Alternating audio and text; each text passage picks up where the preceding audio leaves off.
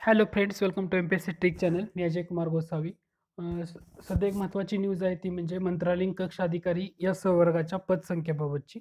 तर तो महत्त्वाचा पॉईंट किंवा तो महत्त्वाचा जी-आर एक आलेला आहे राज्य शासनाकडून. त्याच्याबद्दल आपण आज पाहणार आहोत. तर त्या जी-आरबद्दल मंत्रालयीन कक्ष अधिकारी संवर्गाची वर्षांनी ही पदसंख्या निश्चित करण्याबाबत असा हा जी-आर आहे. तर हा जी-आर आलेला आहे 26 फेब्रुवारी 2019ला.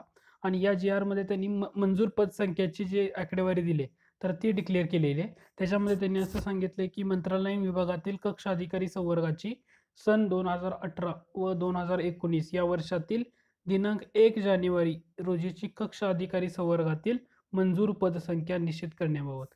तर त्यामध्ये दिलेली पदसंख्या आहे मंजूर पदसंख्या 1 जानेवारी 2018 ची 750 आणि 1 जानेवारी 2019 ची 747. तसा विचार केला गेला तर मागच्या वर्षी ज्या विभागीय परिषदा झाल्या होत्या, विभागीय परीक्षा झाल्या होत्या. त्या विभागीय परिषदामध्ये मंत्रालयीन कक्ष अधिकाऱ्याच्या बऱ्याचशा जागा काढल्या गेल्या होत्या. त्यामुळं ज्या फ्रेश आहेत कक्ष अधिकाऱ्याच्या, त्या जागा थोड्या कमी प्रमाणात होत्या. मग कदाचित आत्ताची जी जाहिरात आहे कंबाईन पूर्व परीक्षेची, तर त्याच्यामध्ये कक्ष अधिकारी संवर्गाच्या जागा कमी असल्यामुळं कदाचित या जागा वाढण्याचे चान्सेस आहेत. आणि हा जी-आर 26 फेब्रुवारीला आत्ता काढलेला आहे. याचा अर्थ पूर्व परीक्षेनंतर म्हणजे कंबाईन पूर्व परीक्षेनंतर कंबाईन पूर्व परीक्षेच्या मध्ये मंत्रालयीन कक्ष अधिकाऱ्याच्या जागा वाढू शकतात. त्यामुळे तो एक महत्त्वाचा पॉईंट आहे. तर जे विद्यार्थी कंबाईन पूर्व परीक्षेत जे अभ्यास करत असतील, तर त्यांनी जास्त फोकस न करावं. कारण बरेचसे विद्यार्थी एस-टी-ए आणि मंत्रालयीन कक्ष अधिकाऱ्याच्या जागा कमी असल्यामुळं जास्त अभ्यास करत नाहीत. तर त्यांनी सुद्धा या एक्झामवर फोकस केला पाहिजे. म्हणजे तुम्हाला जास्तीत जास्त त्याचं बेनिफिट मिळू शकतं जर जागा वाढल्या तर. दुसरी महत्त्वाची गोष्ट म्हणजे पी-एस-आयला भरपूर जागा आहेतच.